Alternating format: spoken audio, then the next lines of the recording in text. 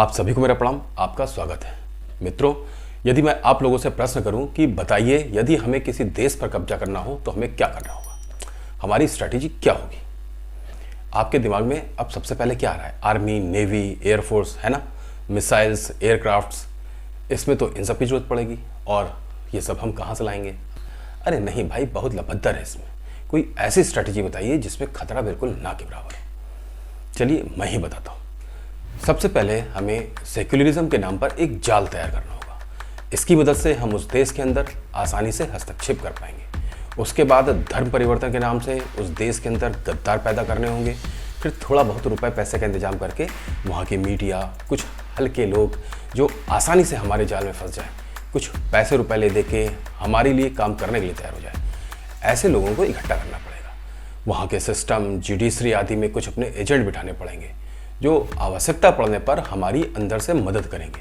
जब हमारा इकोसिस्टम अच्छे से सेट हो जाएगा तब उसके बाद बड़ी संख्या में अंदर ही अंदर उस देश की जनसंख्या को हम अपनी जनसंख्या में कन्वर्ट कर लेंगे। इसके लिए वहाँ के परिवारों को तोड़ना पड़ेगा और धर्म परिवर्तन के सहारे यदि हमने उन महिलाओं को अपने पक्ष में कर लिया तो आधी जनसंख्या तो ऐसे ही हमारे पक्ष में आ गई और यह महिलाएं हमारे बहुमत को 5-10 साल में ही कई गुना बढ़ा देंगी, जिसकी आप कल्पना नहीं कर सकते। इसके लिए जितने ज़्यादा से ज़्यादा हो सके उतने बच्चे पैदा किए जाएं। आवश्यकता पड़ने पर घुसपैठियों, शरणार्थियों के बहाने हम अपने लोग घुसड़ देंगे, लोगों को बहकाने के लिए। वहाँ की media, newspaper, magazines, film industry, इन सब के इस्तेमाल से सबसे पहले लोगों को लूज कैरेक्टर, धूर्तता, मक्कारी, नीचता, इन सब की ट्रेनिंग देंगे। जब उनकी ट्रेनिंग पूरी हो जाएगी तो यह लोग खुद ही उस देश में हमारी सरकार बनवाएंगे।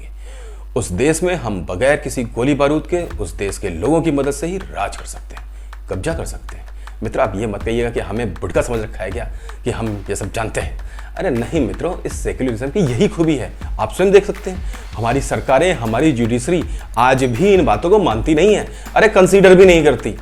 यह सब कोई आज से थोड़ी हो रहा है। थोड़ा सा ध्यान दीजिए, ईस्ट इंडिया कंपनी से लेकर तुर्की के लुटेरों ने हमारे देश में किस प्रकार घुसपैठ की थी, तब भी उन्होंने षड्यंत्र किए थे और आज अपनी प्लानिंग और स्ट्रैटेजी में थोड़े से परिवर्तन करके नए रूप में आज भी वही हो रहा है और हम सेक्युलरिज्म का चूरन चाट चाट के आज फिर मदहोश है। खैर, चलिए विषय पर आते हैं।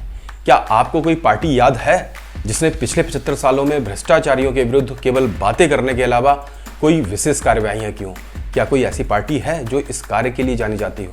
और यदि नहीं है तो इसका क्या अर्थ हुआ कि हमारे देश में सब कुछ बढ़िया से चल रहा था, कोई भ्रष्टाचारी नहीं था, कोई चोर नहीं था, सारी नई नई पार्टियां, नेता, अफसर सब भगवान की कृपा से करोड़पति अरबपति होते चले गए।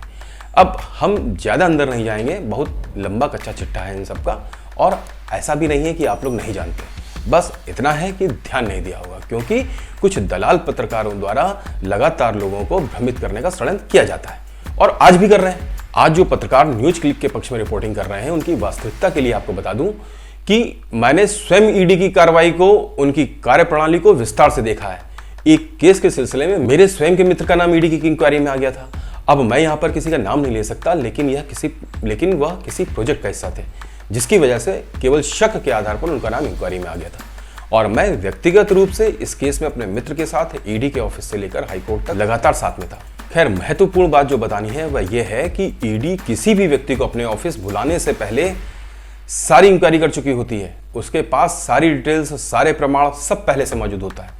व्यक्ति से बात करते समय तो वह केवल प्रश्न पूछते हैं और जैसे ही व्यक्ति भटकाने की कोशिश करता है तब वह उसके सामने प्रमाण रख देते हैं। अब बोल, कहने का तात्पर्य है कि आप ईडी और पुलिस की इंक्वायरी को एक ना समझें। ईडी की कार्यप्रणाली पुलिस से एकदम अलग होती है। पुलिस बाद में इंक्वायरी करती है। अब आप यहां पर भी देखें कि ईडी ने यह केस न्यूज क्लिक और प्रवीर पुरकायस्थ के विरुद्ध 17 अगस्त यूएपीए के अंतर्गत फाइल किया था। इनके ऊपर टेररिस्ट एक्टिविटीज, टेरर फंडिंग और क्रिमिनल कंस्पायरेसी के भी चार्ज लगे हुए हैं। ईडी के सूत्रों के अनुसार यह मामला 38 करोड़ रुपए का है जो न्यूज क्लिक पोर्टल को कथित तौर पर विदेशी फंडिंग के रूप में प्राप्त हुआ था। चीन की संस्थाओं ने चीनी समर्थक सामग्री का प्रचार करने के लिए न्यूज क्लिक में धन डाला था। तब से लेकर आज तक ये भाई साहब ईडी को अपने पक्ष में कोई साक्ष्य नहीं दे पाए हैं। इसमें नेविल राय सिंघम, तीस्ता सीतलवाड़ जैसे बहुत बड़े बड़े नाम हैं और लंबी लिस्ट है। इनके साथ वाले जितने भी लकड़बग्गे हैं वह सब यही चिल्ला रहे हैं कि सरकार से प्रश्न ना पूछे क्या, सरकार से प्रश्न पूछना हमारा गुनाह हो गया।